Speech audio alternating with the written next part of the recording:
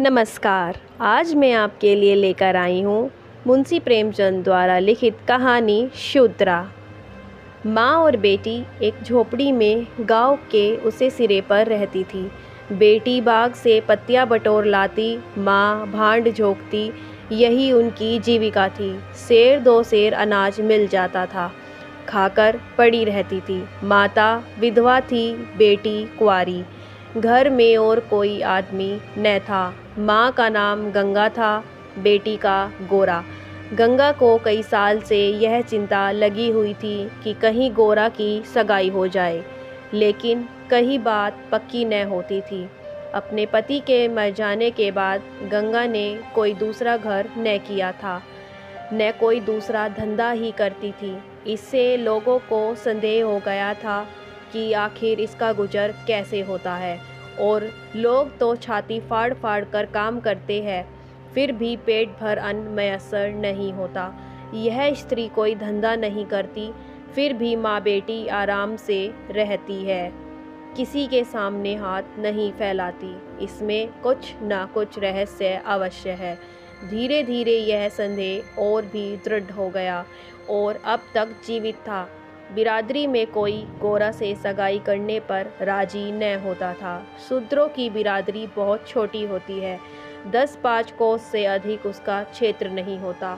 इसलिए एक दूसरे के गुण दोष किसी से छिपे नहीं रहते, उन पर पर्दा ही डाला जा सकता है। इस भ्रांति को शांत करने के लिए माँ ने बेटी के साथ कई तीर्थ यात्राएं की, उड़ीसा तक हो आई, लेकिन संदेह न मिटा। गोरा युवती थी, सुंदरी थी, पर उसे किसी ने कुएं पर या खेतों में हंसते बोलते नहीं देखा। उसकी निगाह कभी ऊपर उठती ही न थी, लेकिन ये बातें भी संदेह को और पुष्ट करती थी।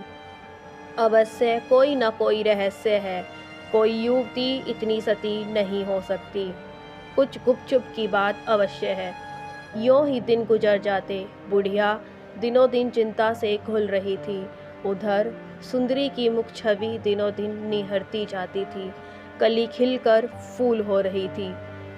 एक दिन एक परदेसी गांव से होकर निकला, 10-12 कोस से आ रहा था। नौकरी की खोज में कलकत्ता जा रहा था। रात हो गई, किसी कहार का घर पूछता हुआ गंगा के घर आ गया। गंगा ने उसका खूब आदर सत्कार किया, उसके लिए गेहूं का आटा लाई, घर से बर्तन निकाल कर दिए। कहार ने पकाया, खाया, लेटा, बातें होने लगी। सगाई की चर्चा छिड़ गई।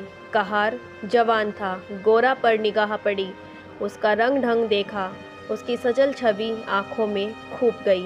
सगाई करने पर राजी हो गया, लौटकर घर चला गया। 2-4 गहने अपनी बहन के यहाँ से लाया। गांव के बजाज ने कपड़े उधार दे दिए। 2-4 भाई बंदों के साथ सगाई करने आ पहुंचा। सगाई हो गई, यहीं रहने लगा। गंगा बेटी और दामाद को आंखों से दूर न कर सकती थी, परंतु 10 ही 5 दिनों में मंगरू के कानों में इधर उधर की बातें पड़ने लगी। सिर्फ बिरादरी ही के नहीं, अन्य जाति वाले भी उनके कान भरने लगे। ये बातें सुन सुनकर मंगरू पछताता था कि नाहक यहाँ फंसा, पर गोरा को छोड़ने का ख्याल कर उसका दिल कांप उठता था। 1 महीने के बाद मंगरू अपनी बहन के गहने लौटाने गया। खाने के समय उसका बहनोई उसके साथ भोजन करने न बैठा। मंगरू को कुछ संदेह हुआ, बहनोई से बोला, तुम क्यों नहीं आते? बहनोई ने कहा, तुम खा लो, मैं फिर खा लूँगा। मंगरू, बात क्या है, तो खाने क्यों नहीं उठते? बहनोई, जब तक पंचायत ना होगी मैं तुम्हारे साथ कैसे खा सकता हूँ? तुम्हारे लिए बिरादरी भी नहीं छोड़ दूंगा। किसी से पूछा ना गाछा, जाकर एक हरजाई से सगाई कर ली। मंगरू चौके पर उठ आया, मेजाई पहनी और ससुराल चल आया। बहन खड़ी रोती रह गई। उसी रात को वह किसी को कुछ कहे सुने बगैर गोरा को छोड़कर कहीं चला गया। गोरा नींद में मग्न थी। उसे क्या खबर थी कि वह रत्न जो मैंने इतनी तपस्या के बाद पाया है, मुझे सदा के लिए छोड़े चले जा रहा है। कई साल बीत गए, मंगरू का कुछ पता न चला। कोई पत्र तक ना आया, पर गोरा बहुत प्रसन्न थी। वह मांग में सिंदूर डालती, रंग बिरंगे कपड़े पहनती और अधरों पर मिस्सी के धड़े जमाती। मंगरू भजनों की एक पुरानी किताब छोड़ गया था, उसे कभी कभी पढ़ती और गाती। मंगरू ने उसे हिंदी सिखा दी थी, टटोल टटोल कर भजन पढ़ लेती थी।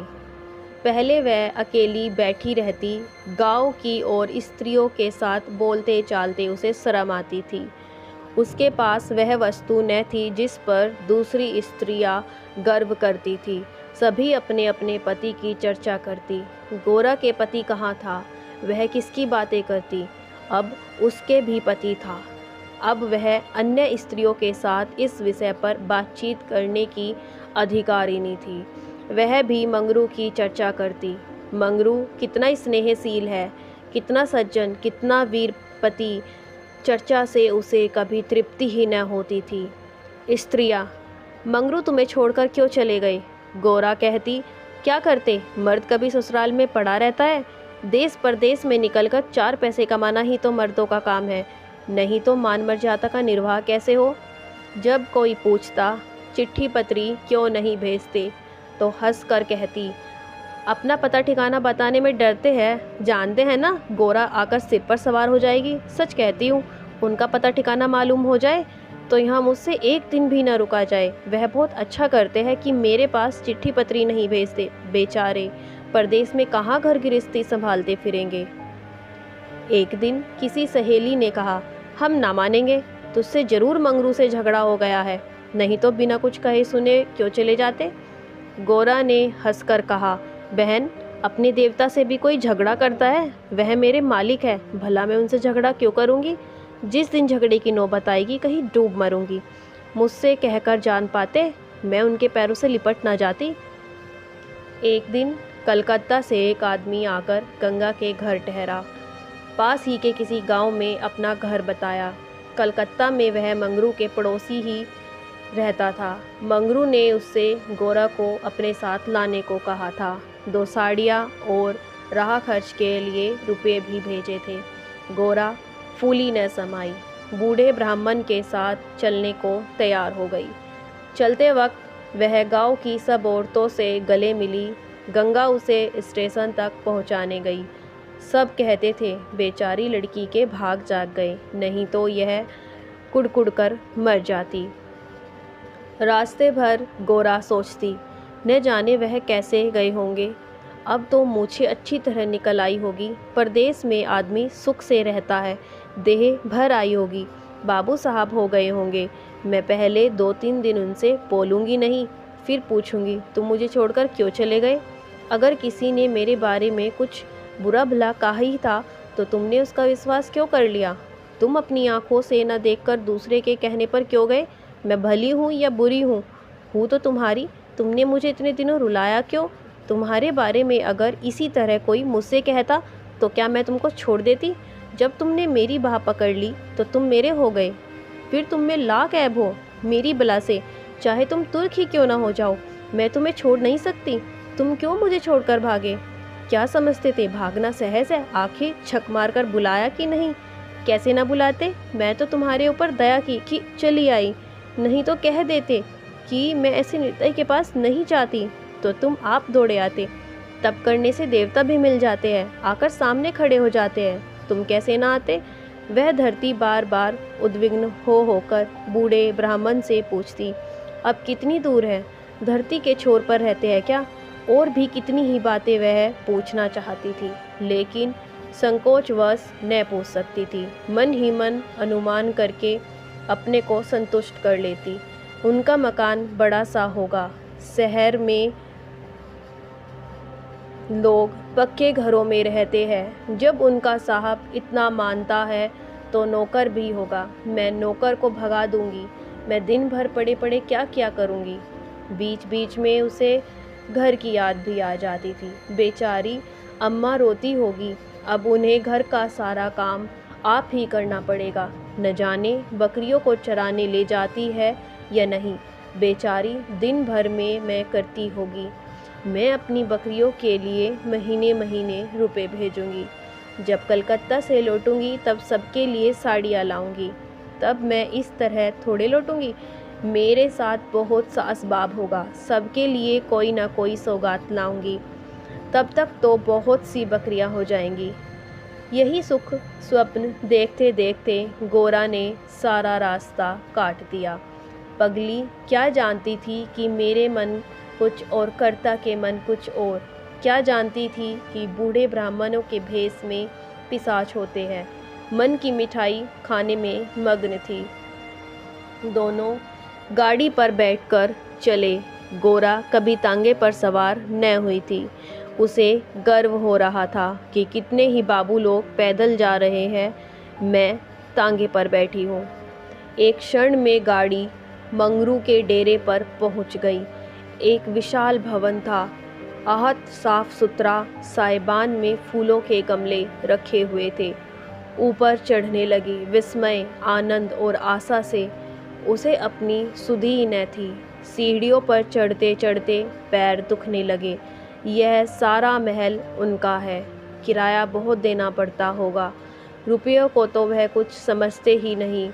उसका हृदय धड़क रहा था कि कहीं मंगरू ऊपर से उतरते आ न रहे हो। सीढ़ी पर बैठ हो गई तो मैं क्या करूँगी। भगवान करे वह पड़े सोते रहे हो, तब मैं जगाऊं और वह मुझे देखते ही हड़बड़ाकर उठ बैठे। आखिर सीढ़ियों का अंत हुआ। ऊपर एक कमरे में गोरा को ले जाकर ब्राह्मण देवता ने बैठा दिया। यही मंगरू का डेरा था। नदारद कोठरी में केवल एक खाट पड़ी हुई थी। एक किनारे 2-4 बर्तन रखे हुए थे। यही उनकी कोठरी है तो मकान किसी दूसरे का है। उन्होंने यह कोठरी किराए पर ली होगी। मालूम होता है रात को बाजार में पूरियाँ खाकर सो रहे होंगे। यही उनके सोने की खाट है। यह एक किनारे घड़ा रखा हुआ था। गोरा को मारे प्यास के तालू सूख रहा था। घड़े से पानी उड़ेल कर पिया। एक किनारे पर एक झाड़ू रखा था। गोरा रास्ते की थकी थी पर प्रेमोल्लास में थकन कहा। उसने कोठरी में झाड़ू लगाया, बर्तनों को धो धोकर एक जगह रखा। कोठरी की एक एक वस्तु, यहाँ तक कि उसकी फर्श और दीवारों में भी उसे आत्मीयता की झलक दिखाई देती थी।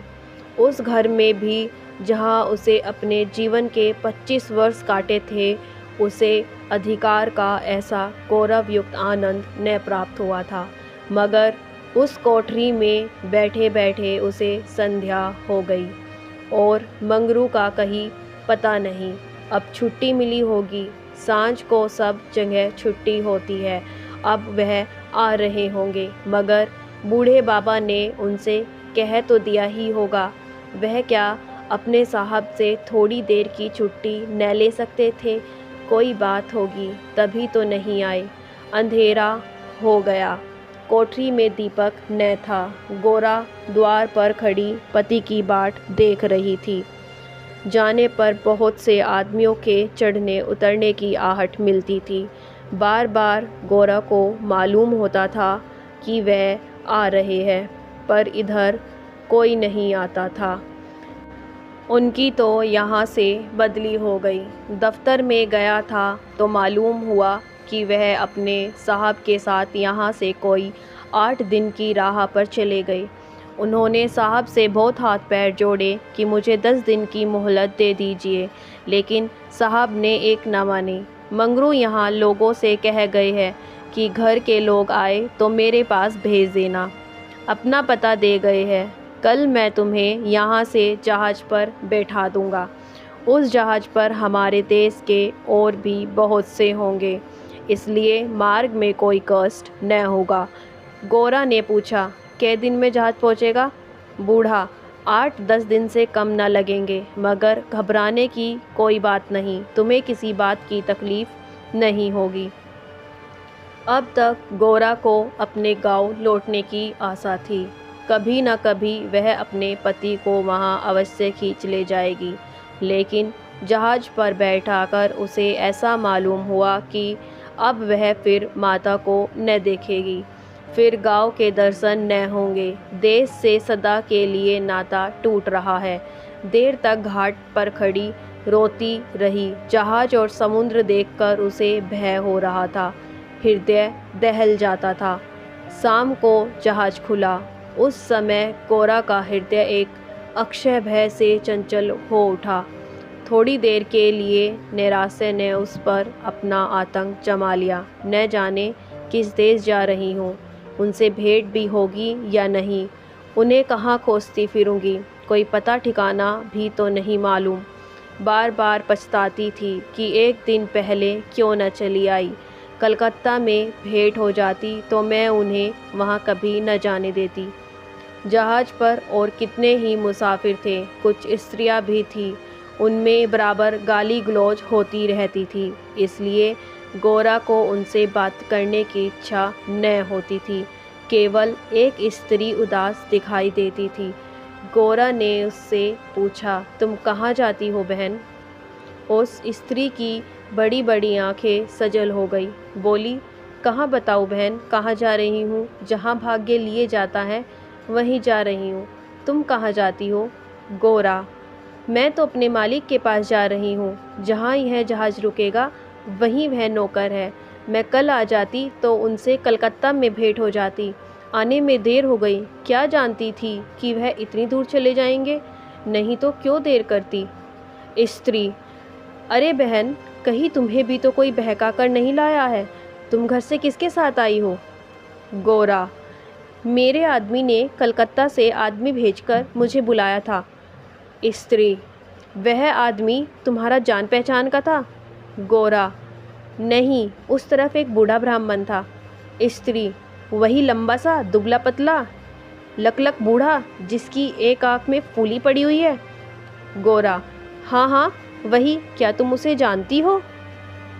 स्त्री, उसी दुष्ट ने तो मेरा भी सर्वनाश किया। ईश्वर करे उसकी सातों पुश्तें नरक भोगे, उसका निर्वस हो जाए, कोई पानी देने वाला भी न रहे, कोड़ी होकर मरे। मैं अपना वृत्तांत सुनाऊं तो तुम समझेगी कि झूठ है, किसी को विश्वास ना आएगा। क्या कहूँ, बस यही समझ लो कि इसके कारण मैं न घर की रही न घाट की, किसी को मुंह नहीं दिखा सकती। मगर जान तो बड़ी प्यारी होती है। मिरीच के देश जा रही हूँ कि वहीं मेहनत मजदूरी करके जीवन के दिन काटूं। गोरा के प्राण नहीं में समा गए। मालूम हुआ जहाज अथाह जल में डूब रहा है। समझ गई, बूढ़े ब्राह्मण ने दगा की।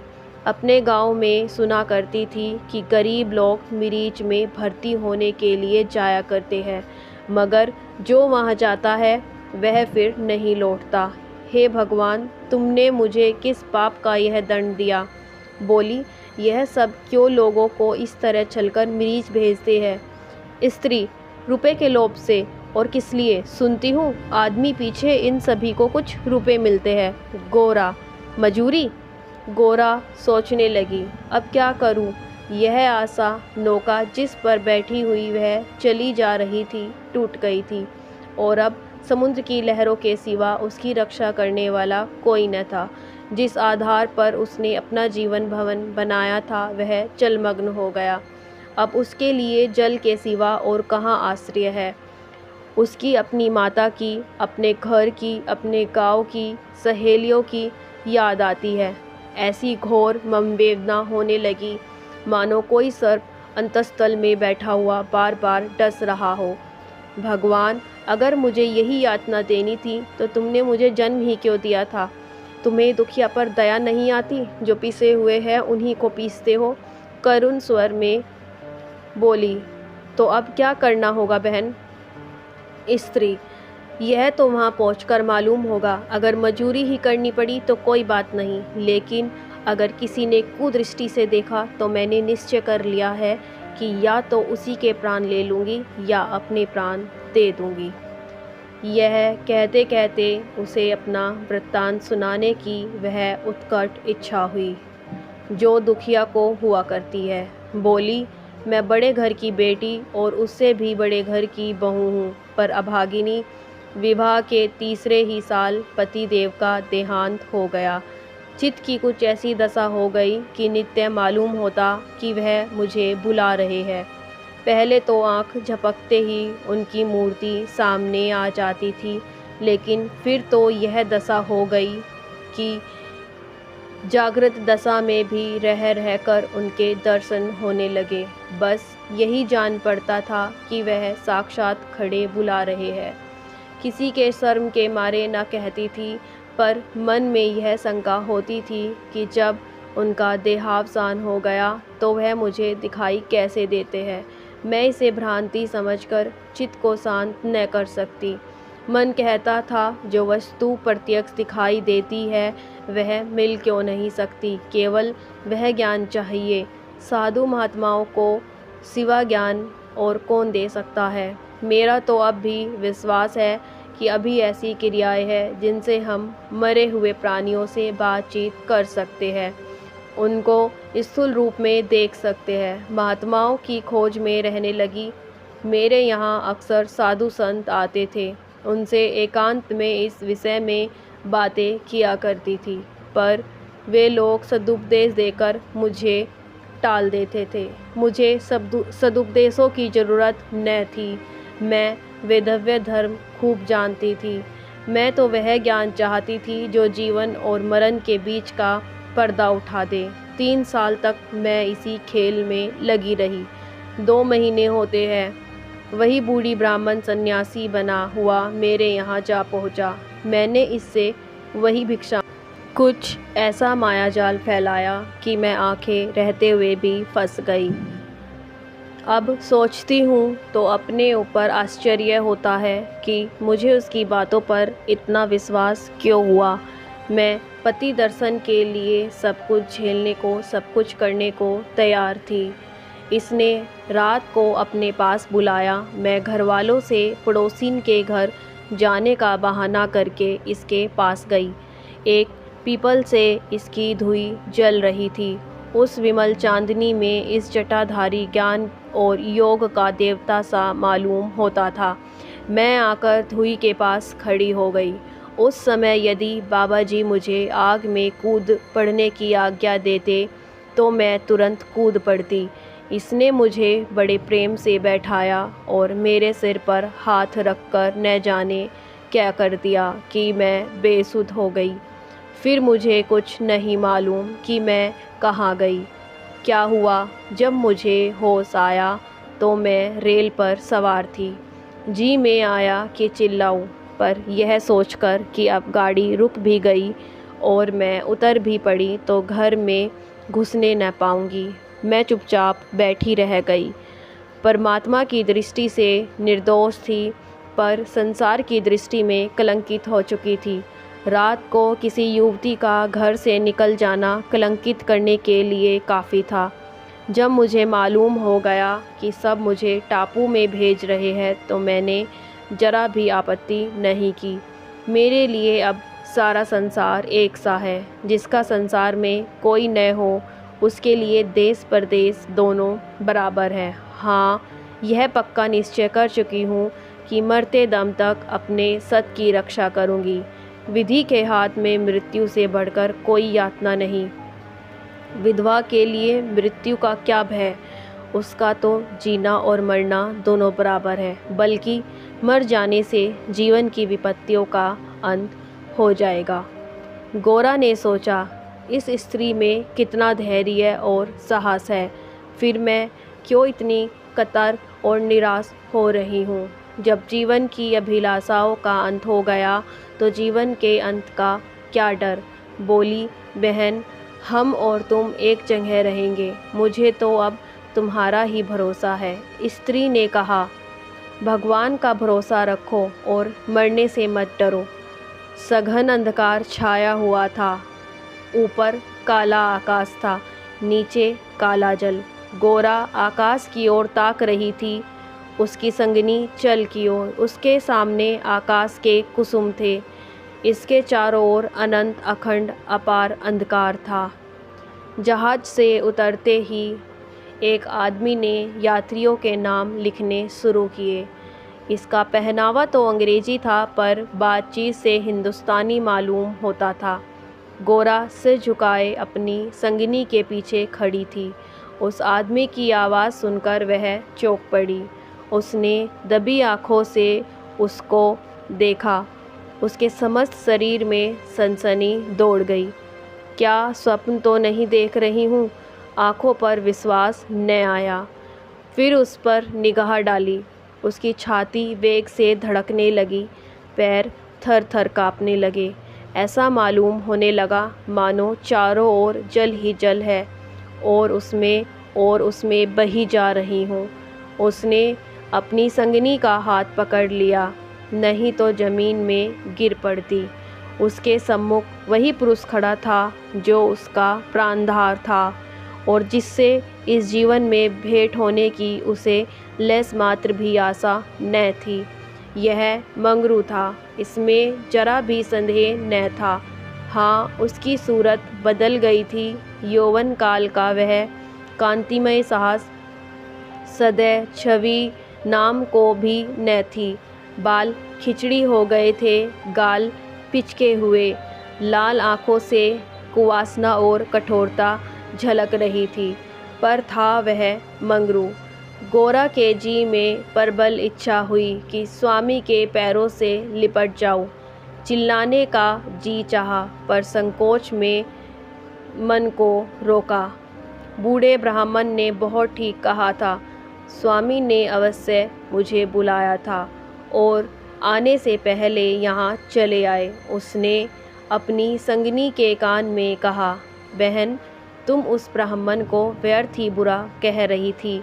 यही तो है जो यात्रियों के नाम लिख रहे हैं। स्त्री, सच खूब पहचानी हो। गोरा, बहन, इसमें भी हो सकता है। स्त्री, तब तो तुम्हारे भाग जाग गए। मेरी भी सुधि लेना। गोरा, भला बहन, ऐसे भी हो सकता है कि यहाँ तुम्हें छोड़ दूँ। मंगरू यात्रियों से बात बात पर बिगड़ता था, बात बात पर गालियाँ देता था। कई आदमियों को ठोकर मारे और कई को केवल गांव का जिला न बता सकने के कारण धक्का देकर गिरा दिया। गोरा मन ही मन गढ़ी जाती थी, साथ ही अपने स्वामी के अधिकार पर उसे गर्व भी हो रहा था। आखिर मंगरू उसके सामने आकर खड़ा हो गया और कुचेष्टापूर्ण नेत्रों से देखकर बोला, तुम्हारा क्या नाम है? गोरा ने कहा, गोरा। मंगरू चौंक पड़ा, फिर बोला, घर कहाँ है? मदनपुर, जिला बनारस। यह कहते कहते हंसी आ गई। मंगरू ने अब की उसकी ओर ध्यान से देखा, तब लपक कर उसका हाथ पकड़ लिया और बोला, गोरा, तुम यहाँ कहाँ? मुझे पहचानती हो? गोरा रो रही थी, मुँह से बात न निकलती। मंगरू फिर बोला, तुम यहाँ कैसे आई? गोरा खड़ी हो गई, आंसू पोंछे और मंगरू की ओर देखकर बोली, तुम्ही ने तो बुला भेजा था। मंगरू, मैं तो 7 साल से यहाँ हूँ। गोरा, तुमने उस बूढ़े ब्राह्मण से मुझे लाने को नहीं कहा था? मंगरू, कह तो रहा हूँ मैं 7 साल से यहाँ हूँ, मरने पर ही यहाँ से जाऊँगा, भला तुम्हें क्यों बुलाता? गोरा को मंगरू से इस निष्ठुरता की आशा न थी। उसने सोचा, अगर यह सत्य भी है कि इन्होंने मुझे नहीं बुलाया, तो भी इन्हें मेरा यो अपमान न करना चाहिए था। क्या वह समझते हैं कि मैं इनकी रोटियों पर आई हूँ? यह तो इतने ओछे स्वभाव के न थे। शायद दर्जा पाकर इन्हें मद हो गया है। नारी सुलभ अभिमान से गर्दन उठाकर उसने कहा, तुम्हारी इच्छा हो तो अब यहाँ से लौट जाऊँ, तुम्हारे ऊपर भार बनना नहीं चाहती। मंगरू कुछ लज्जित होकर बोला, अब तुम यहाँ से लौट नहीं सकती। गोरा, यहाँ आकर बिरला ही कोई लौटता है। यह कहकर वह कुछ देर चिंता में मग्न खड़ा रहा, मानो संकट में पड़ा हुआ हो कि क्या करना चाहिए। उसकी कठोर मुखाकृति पर दीनता का रंग झलक पड़ा। तब कातर स्वर से बोला, जब आ ही गई हो तो रहो, जैसी कुछ पड़ेगी देखी जाएगी। गोरा, जहाज फिर कब लौटेगा? मंगरू, तुम यहाँ से 5 बरस के पहले नहीं जा सकती। गोरा, क्यों? क्या कुछ ज़बरदस्ती है? मंगरू, हाँ, यहाँ का यही हुक्म है। गोरा, तो फिर मैं अलग मजूरी करके अपना पेट पालूंगी। मंगरू ने सजल नेत्र होकर कहा, जब तक मैं जीता हूँ तुम मुझसे अलग नहीं रह सकती। गोरा, तुम्हारे ऊपर भार बनकर न रहूँगी। मंगरू, मैं तुम्हें भार नहीं समझता गोरा, लेकिन यह जगह तुम जैसी देवियों के रहने लायक नहीं है, नहीं तो अब तक मैं तुम्हें कब का बुला लिया होता। वही बूढ़ा आदमी जिसने तुम्हें बहकाया मुझे घर से आते समय पटने में मिला गया और झांसा देकर मुझे यहाँ भर्ती कर दिया। तब से यहीं पड़ा हुआ हूँ। चलो मेरे घर में रहो, वहाँ बातें होंगी। यह दूसरी औरत कौन है? गोरा, यह मेरी सखी है, इन्हें भी बूढ़ा बहका लाया। मंगरू, यह तो किसी कोठी में जाएगी, इन सब आदमियों की बाट होगी। जिसके हिस्से में जितने आदमी आएंगे उतने हर एक कोठी में भेजे जाएंगे। गोरा, यह तो मेरे साथ रहना चाहती है। मंगरू, अच्छी बात है, इन्हें भी लेती चलो। यात्रियों के नाम तो लिखे ही जा चुके थे। मंगरू ने उन्हें एक चपरासी को सौंपकर दोनों औरतों के साथ घर की राह ली। दोनों ओर सघन वृक्ष की कतारें थी। जहाँ तक निगाह जाती थी उख ही उख दिखाई देती थी। समुद्र की ओर से शीतल निर्मल वायु के झोंके आ रहे थे। अत्यंत सुरमय दृश्य था, पर मंगरू की निगाह उस ओर न थी। वह भूमि की ओर ताकता सिर झुकाए संदिग्ध चवाल से चल रहा था, मानो मन ही मन कोई समस्या हल कर रहा था। थोड़ी ही दूर गए थे कि सामने से 2 आदमी आते हुए दिखाई दिए। समीप आकर दोनों रुक गए और एक ने हंसकर कहा, मंगरू, इनमें से एक हमारी है। दूसरा बोला, और दूसरी मेरी। मंगरू का चेहरा तमतमा उठा था। भीषण क्रोध से कांपता हुआ बोला, यह दोनों मेरे घर की औरतें हैं, समझ गए?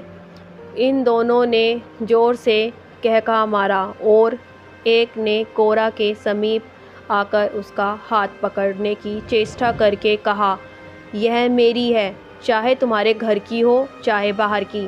बचा, हमें चकमा देते हो? मंगरू, कासिम, इन्हें मत छेड़ो, नहीं तो अच्छा नहीं होगा। मैंने कह दिया, ये मेरे घर की औरतें हैं। मंगरू की आंखों से अग्नि की ज्वाला सी निकल रही थी।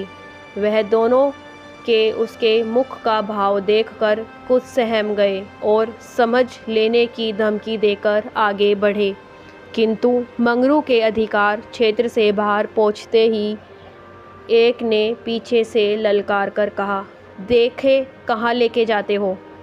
मंगरू ने उधर ध्यान नहीं दिया, जरा कदम बढ़ाकर चलने लगा। जैसे संध्या से एकांत में हम कब्रिस्तान के पास से गुजरते हैं, हमें पग पग पर यह शंका होती है कि कोई शब्द कान में ना पड़ जाए, कोई सामने आकर न खड़ा हो जाए, कोई ज़मीन के नीचे से कफन ओढ़े उठ न खड़ा हो। गोरा ने कहा, ये दोनों बड़े सोहदे थे। मंगरू, और मैं किस लिए कह रहा था कि यह जगह तुम जैसी स्त्रियों के रहने लायक नहीं है। सहसा दाहिनी तरफ से एक अंग्रेज़ घोड़ा दौड़ाता आ पहुंचा और मंगरू से बोला, वेल जमादार, ये दोनों औरतें हमारी कोठी में रहेगा, हमारी कोठी में कोई औरत नहीं है।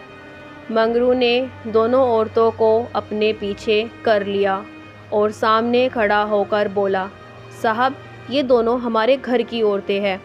साहब, ओहो, तुम झूठा आदमी, हमारी कोठी में कोई औरत नहीं और तुम 2 ले जाएगा? ऐसा नहीं हो सकता। गोरा की ओर इशारा करके इसको हमारी कोठी पर पहुंचा दो। मंगरू ने सिर से पैर तक कांपते हुए कहा, ऐसा नहीं हो सकता। मगर साहब आगे बढ़ गया था, उसके कान में बात न पहुंची। उसने हुक्म दे दिया था और उसकी तालीम करना जमादार का काम था। शेष मार्ग निर्विघ्न समाप्त हुआ। आगे मजूरों के रहने के मिट्टी के घर थे। दरों पर स्त्री पुरुष जहाँ तहाँ बैठे हुए थे। सभी इन दोनों स्त्रियों की ओर घूरते थे और आपस में इशारे करते हंसते थे। गोरा ने देखा उनमें छोटे बड़े का लिहाज नहीं है, न किसी के आँखों में शर्म है। एक भदेसले और ने हाथ पर चिलम पीते हुए अपनी पड़ोसिन से कहा, 4 दिन की चांदनी फिर अंधेरी पाक। दूसरी अपनी चोटी गूंथती हुई बोली, कलोर है ना। माँ गरु दिन भर द्वार पर बैठा रहा, मानो कोई किसान अपने मटर के खेत की रखवाली कर रहा है। कोठरी में दोनों स्त्रियां बैठे अपने नसीब को रो रही थी।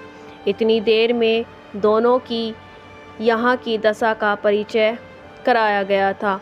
दोनों भूखी प्यासी बैठी थी। यहाँ का रंग देखकर भूख प्यास सब भाग गई थी। रात के 10 बजे होंगे कि एक सिपाही ने आकर मंगरू से कहा, चलो तुम्हें जंट साहब बुला रहे हैं। मंगरू ने बैठे बैठे कहा, देखो नब्बी, तुम भी हमारे देश के आदमी हो, कोई मौका पड़े तो हमारी मदद करोगे ना। जाकर साहब से कह दो मंगरू कहीं गया है, बहुत होगा जुर्माना कर देंगे। नब्बी, ना भैया, गुस्से में भरा बैठा है, पिए हुए है, कहीं मार चले तो बस, चमड़ा इतना मजबूत नहीं है। मंगरू, अच्छा तो जाकर कह दो नहीं आता। नब्बी, मुझे क्या, जाकर कह दूंगा, पर तुम्हारी खैरियत नहीं है कि बंगले पर चला। यही वही साहब थे जिनसे आज मंगरू की भेंट हुई थी। मंगरू जानता था कि साहब से बिगाड़ करके यहाँ एक क्षण भी निर्वाह नहीं हो सकता। जाकर साहब के सामने खड़ा हो गया। साहब ने दूर से ही डांटा, वह औरत कहाँ है? तुमने उसे अपने घर क्यों रखा है? मंगरू, हजूर, वह मेरी ब्याहता औरत है। साहब, अच्छा, वह दूसरा कौन है? मंगरू, वह मेरी सगी बहन है हुजूर। साहब, हम कुछ नहीं जानता, तुमको लाना पड़ेगा। दो में से कोई एक। मंगरू पैरों पर गिर पड़ा और रो रो कर अपनी सारी राम कहानी सुन गया, पर साहब जरा भी न पसीजे। अंत में वह बोला, हुजूर, वह दूसरी औरतों की तरह नहीं है, अगर यहाँ आ भी गई तो प्राण दे देंगी।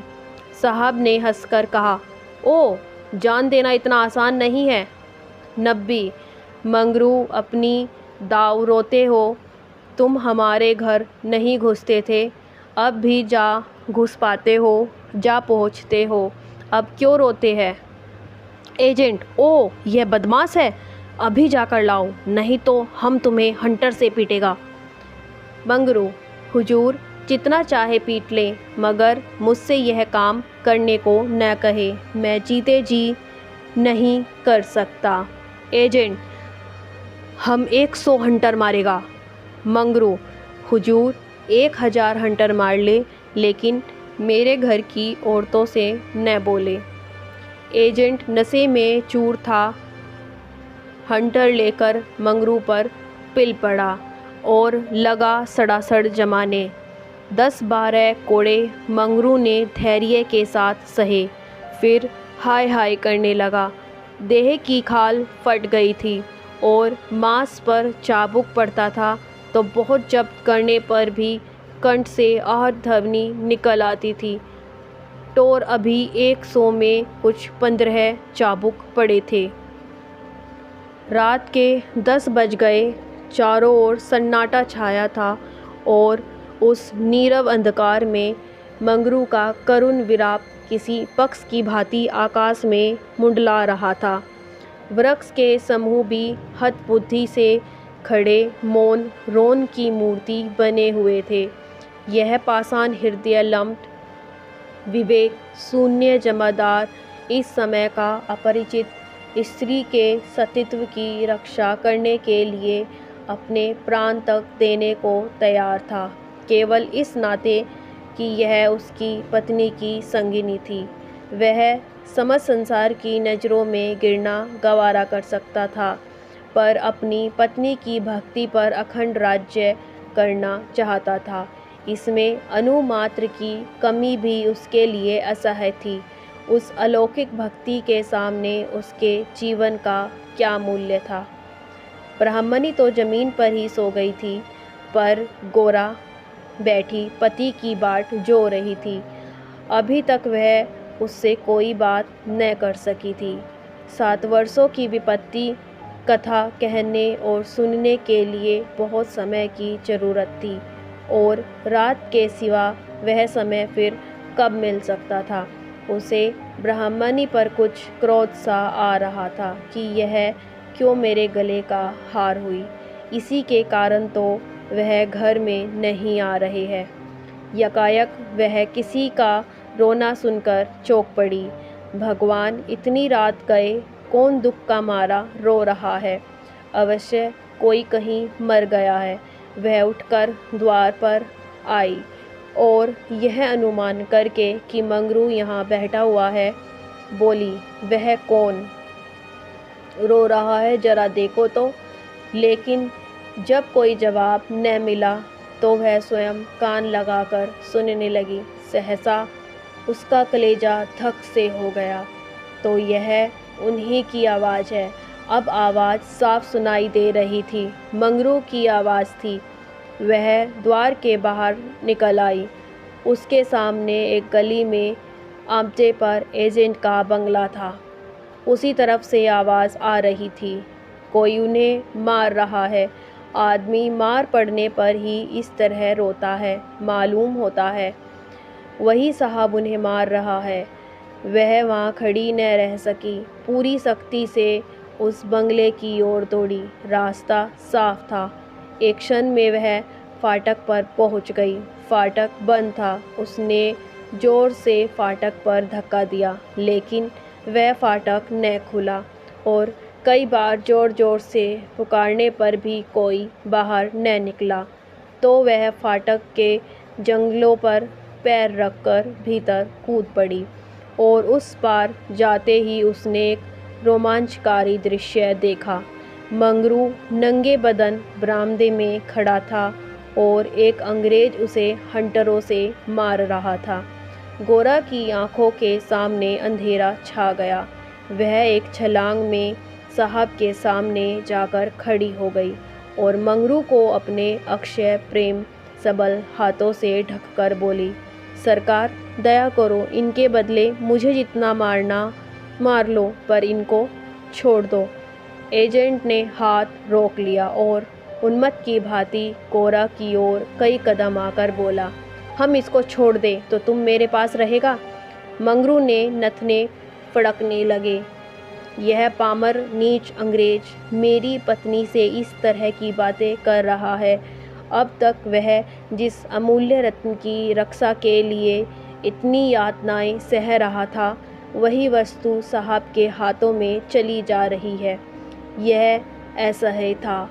उसने चाहा कि लपक कर साहब की गर्दन तोड़ दे, लेकिन नब्बी ने उसे तुरंत पकड़ लिया और कई आदमियों को बुलाकर उसके हाथ पांव बांध दिए। मंगरू भूमि पर छटपटाने लगा। गोरा रोती हुई साहब के पैरों पर गिर पड़ी और बोली, हुजूर, इन्हें छोड़ दो, मुझ पर दया करो। एजेंट, तुम हमारे पास रहेगा? गोरी ने खून का घूंट पीकर कहा। हाँ, रहूँगी। बाहर मंगरू बरामदे में पड़ा करहा रहा था। उसकी देह में सूजन थी और घावों में जलन। सारे अंग जकड़ गए थे, हिलने की भी शक्ति न थी। हवा घावों में सर के समान चुभती थी, लेकिन यह वह था, वह सहन न कर सकता था। असह्य यह था कि वह साहब गोरा के साथ इसी घर में विहार कर रहा है और मैं कुछ नहीं कर सकता। उसे अपनी पीड़ा भूल सी गई थी। कान लगाए सुन रहा था कि उनकी बातों की भनक कान में पड़ जाए तो देखूं क्या बातें हो रही है। गोरा अवश्य चिल्लाकर भागेगी और साहब उसके पीछे दौड़ेगा। अगर मुझसे उठा जाता तो उस वक्त बचा को खोदकर गाड़ ही देता, लेकिन बड़ी देर हो गई। न तो गोरा चिल्लाई न बंगले से निकलकर भागी। वह उस सजे सजाए कमरे में साहब के साथ बैठी सोच रही थी, क्या इसमें जरा भी दया नहीं है? मंगरू का पीड़ा क्रंदन सुन सुनकर उसके हृदय के टुकड़े हुए जाते थे। क्या इसके अपने भाई बंद माँ बहन नहीं है? माता यहाँ होती तो उसे इतना अत्याचार न करने देती। मेरी अम्मा लड़कों पर कितना बिगड़ती थी। जब वह किसी को पेड़ पर ढेले चलाते देखती थी, पेड़ में भी प्राण होते हैं। क्या इसकी माता इसे प्राण लेते देख के भी मना न करती? साहब शराब पी रहा था और गोरा गोश्त काटने का छुरा हाथ में लिए खेल रही थी। सिरसा गोरा की निगाह एक चित्र की ओर गई। उसमें एक माता बैठी हुई थी। गोरा ने पूछा कि साहब ये किसकी तस्वीर है? साहब ने शराब का गिलास मेज पर रखकर कहा, ओह यह हमारे खुदा की माँ मरियम है। गोरा, बड़ी अच्छी तस्वीर है। क्यों साहब, तुम्हारी माँ जीती है ना? साहब, वह मर गया। जब हम यहाँ आया तो वह बीमार हो गया, हम उसको देख भी ना सका। साहब के मुखमंडल पर करुणा की झलक दिखाई दी। गोरा बोली, तब तो उन्हें बड़ा दुख हुआ होगा। तुम्हें अपनी माता का प्यार नहीं था, वह रो रो कर मर गई और तुम देखने भी नहीं गए, तभी तुम्हारा दिल कड़ा है। साहब, हम अपनी माता को बहुत चाहता था, वैसी औरत दुनिया में ना होगी। हमारा बाप हमको बहुत छोटा सा छोड़कर मर गया था। माता ने कोयले की खान में मजदूरी करके हमको पाला। गोरा, तब तो वह देवी थी। इतनी गरीबी का दुख सहकर भी तुम्हें दूसरे पर तरस नहीं आता? क्या वह दया की देवी तुम्हारी बेदर्दी देखकर दुखी न होती होगी? उनकी कोई तस्वीर तुम्हारे पास है? साहब, ओह हमारे पास उनके कई फ़ोटो हैं। देखो वह उन्हीं की तस्वीर है, वह दीवार पर। गोरा ने समीप जाकर तस्वीर देखी और करुण स्वर में बोली, सचमुच देवी थी। जान पड़ता है दया की देवी है। वह तुम्हें कभी मारती थी कि नहीं? मैं जानती हूँ वह कभी किसी पर न बिगड़ती होगी, बिल्कुल दया की मूर्ति है। साहब, ओह मामा हमको कभी नहीं मारता था। वह बहुत गरीब था, पर अपने कमाई में ज़रूर कुछ ना कुछ खैरात करता था।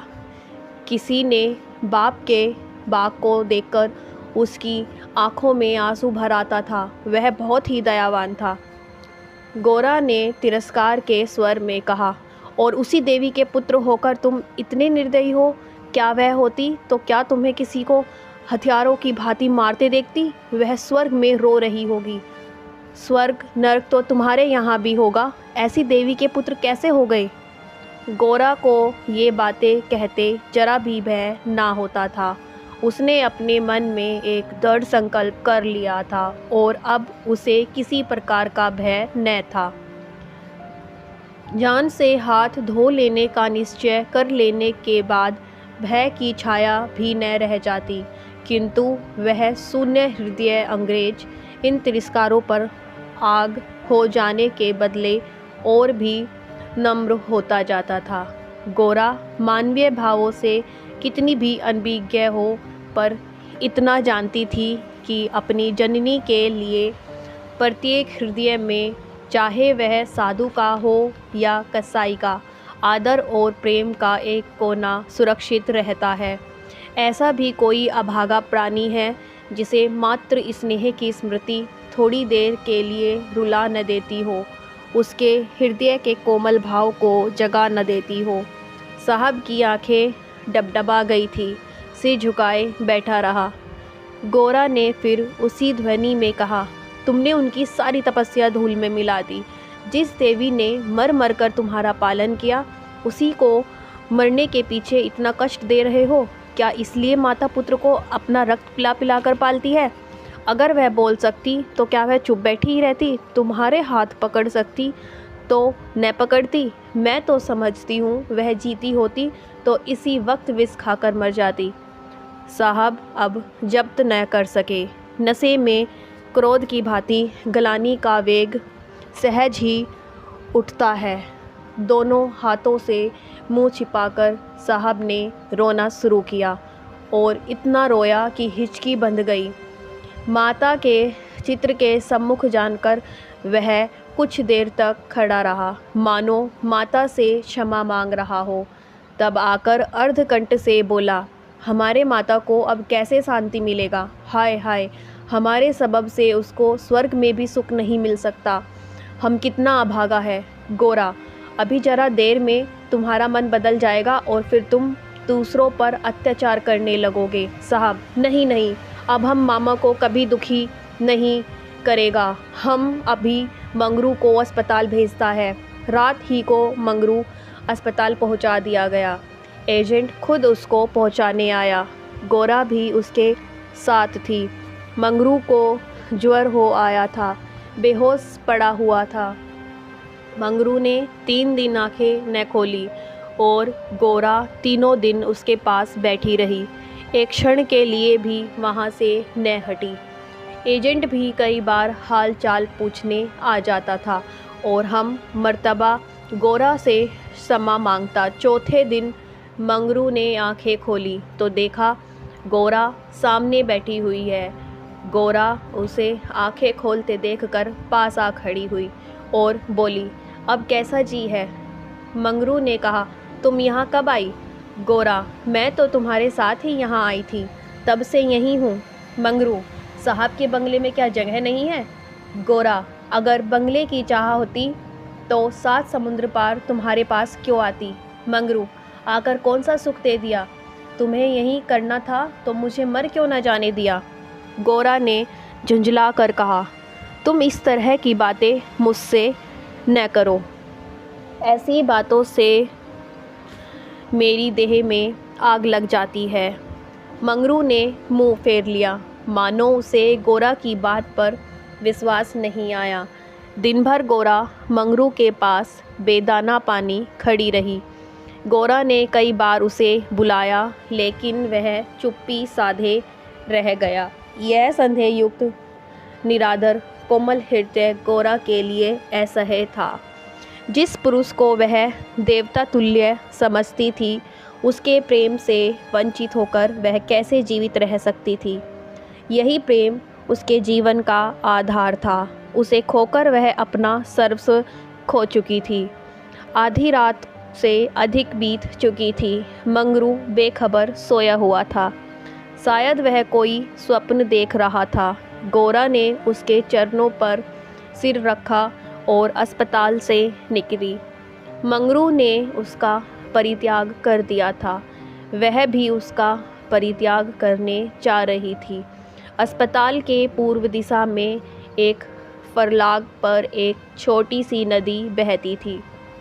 गोरा उसके कगार पर खड़ी हो गई। अभी कई दिन पहले वह अपने गांव में आराम से पड़ी हुई थी। उसे क्या मालूम था जो वस्तु इतनी मुश्किल से मिल सकती है वह इतनी आसानी से खोई भी जा सकती है। उसे अपनी माँ के घर की, अपनी सहेलियों की, अपनी बकरी के बच्चों की याद आई। उन सब को छोड़कर इसलिए यहाँ आई थी। पति के ये शब्द, क्या साहब के बंगले में जगह नहीं है? उसके मर्म स्थान में बानों के समान चुभे हुए थे। ये सब मेरे ही कारण तो हुआ। मैं न रहूँगी तो फिर वे आराम से रहेंगे। सहसा उसे ब्राह्मणी की याद आ गई। उस दुखिया के दिन यहाँ कैसे कटेंगे? चलकर साहब से कह दूँ या तो उसे उसके घर भेज दे या किसी पाठशाला में काम दिला दे। वह लौटना ही चाहती थी कि किसी ने पुकारा, गोरा गोरा। वह मंगरू का कंपित स्वर था।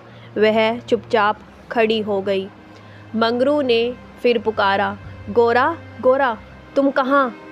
मैं ईश्वर से कहता हूँ कि गोरा ने और कुछ न सुना। वह थम से नदी में कूद पड़ी। बिना अपने जीवन का अंत किए वह स्वामी की विपत्ति का अंत न कर सकती थी। धमाके की आवाज़ सुनते ही मंगरू भी नदी में कूदा।